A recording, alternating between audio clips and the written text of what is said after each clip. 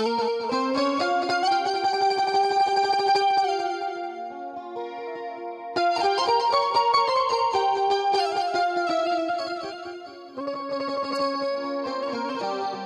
लेगा सर? कहाँ कर रहे तुम लोग? अरे क्या मजा कर रहे लड़की से तुम लोग?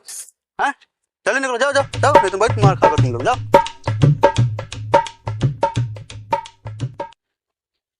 तो लड़की क्या नाम है तुम्हारा? नाम क्या है? बोलो बोलो, नाम क्या है? गूंगा हो तुम? घर कहाँ है लड़की तुम्हारा? घर नहीं पता है? चलोगी हमारे साथ घर पे? चलोगी हमारे घर पे? नहीं चलोगी? मजाक क्यों कर रही है तुम?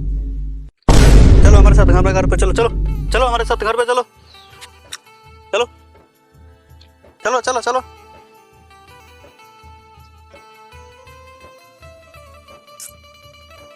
है क्या है? क्या है? चलो चलो। वो कहीं जाओगे?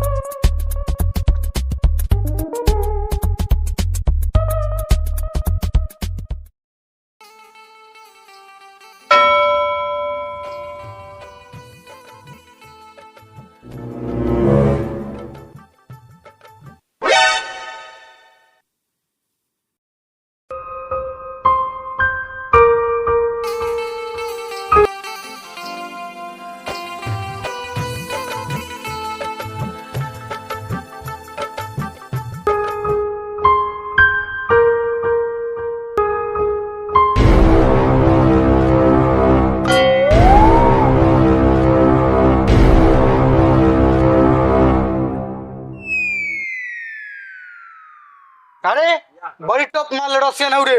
पहले हम करेंगे। पहले हम करेंगे। पहले हम करेंगे। पहले हम करेंगे। हम यहाँ छाप उठा रहे हैं। मेन हम बारी की तो नहीं बारे बोल सब। हम करम तो ओकरा बाद तो नहीं करिए। हम आग जाइले करे के जाओ। ए लड़की नीचे उतर। ए तोरा ना सुना लग? अरे साला ये कैसा लड़की हो रे?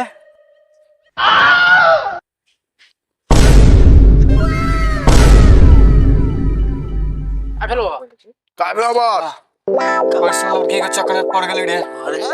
कैसा तो पहली बार हम देखले बड़ी दादा। बहुत मोटर लगायो। अरे इतना देर से देखई रहे हम शराफत, अब देख हम गुंडाई के पावर।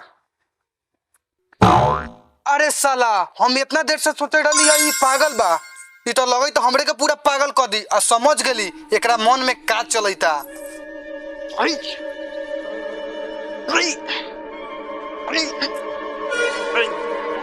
ओ हम अगवे समझ ली तोरा मन में का विचार बा। पार्टनर अब देख हम जालवा आ 2 मिनट में एक का करता रही हलवा। अरे साला क्या करता है रे?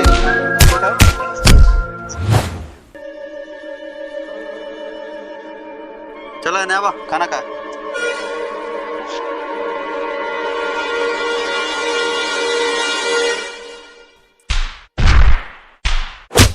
अगर जरा कुछ हो गए तो देखिए तोरा के जिंदा ना छोड़म हमें।